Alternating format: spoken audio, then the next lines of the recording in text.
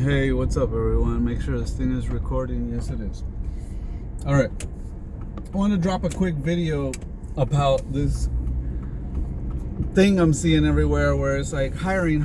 We're hiring in all positions. Everywhere you go, they're hiring, right? And it makes you wonder, why are they hiring so much? Why are so many jobs available? Well, number one is because the government decided it was going to pay people to not work. That's the honest truth, right? The government decided to say, we're going to pay y'all to stay home. And this was part of their situation with, I don't even want to say the words. Y'all know what's going around, right? Why everybody's wearing the mask and in a panic. So yeah, the government pays people to stay at home, and people decide they're gonna stay at home. Why go to work? Why risk catching that, right? I'm gonna stay at home and I'm gonna collect this money. I have a little bit of savings. I really don't need to work. The government's paying me to stay at home. So people are getting money. They're staying at home. Why go to work?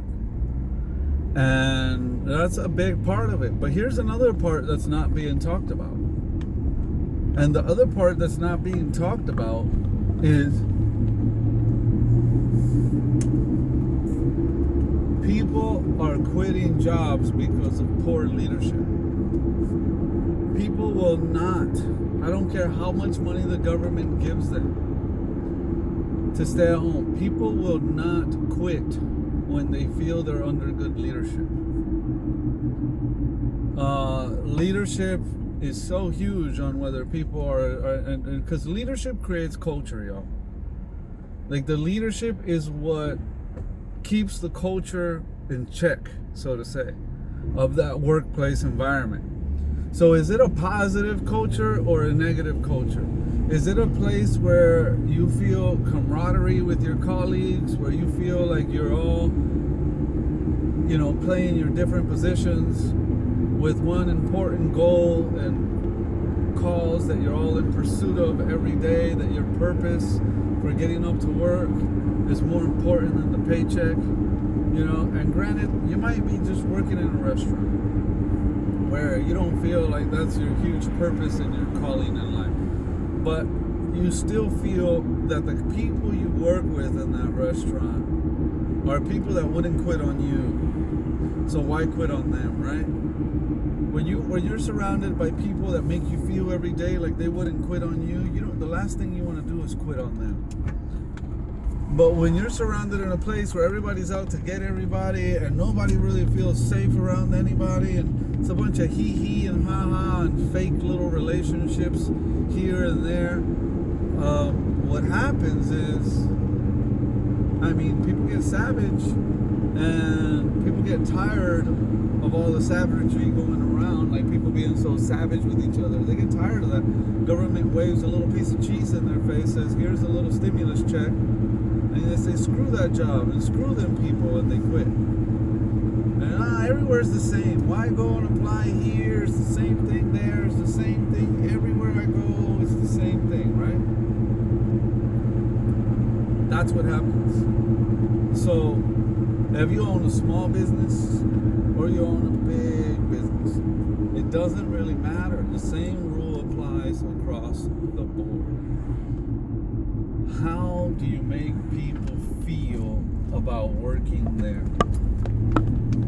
How do people feel about the people they work with, the company they work for? You wouldn't have all these hiring signs up. Every time I see a hiring sign, like right now I just saw Gators, said hiring in all positions, right? And it's like, you're hiring in all positions means you couldn't keep nobody. You couldn't keep cooks, you couldn't keep dishwashers, you couldn't keep the hostess, you couldn't keep the servers, you couldn't keep the salad guy, you couldn't keep nobody, man. Like, nobody. There was nobody you could keep. You need somebody in every damn position. The whole house left. I wonder why the whole house left. Maybe it was because you did one person wrong. And there's sometimes the people that have the leadership of the title of leadership, but they're not the real leader. So the manager might have the leader of title, but he's not the real leader. Or it might be the district manager that has the title of a leader, but really the real leader is the manager. It just depends. Sometimes it's the cook that's the real leader. Sometimes it's the server that's the real leader of the whole restaurant. And that one real leader, not the person with the title of the leader, will leave, and everyone else will leave with them. Oh, so-and-so left. I don't want to be here. What's the point of being here if so-and-so ain't here anymore? And they'll say, screw it, and they'll go to leave.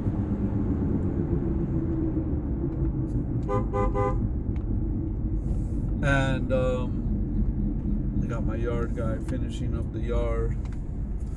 I gotta end this video so I can pay the man. Guys, you gotta know who the high value people in your place are, not who the high titled positions are, who the high value people really are that keep the glue, that they're what holds everybody else together during hard times. And there could be pay cuts, and their business could slow down, and there ain't that many customers coming through the door, and they will keep everyone showing up. Know who those people are and value them. That's what good leadership is all about. Leaders are sacrificial. They would rather sacrifice themselves before they sacrifice anybody under their leadership. These now so-called leaders are all about sacrificing everyone else before they make a sacrifice themselves. Sad but true.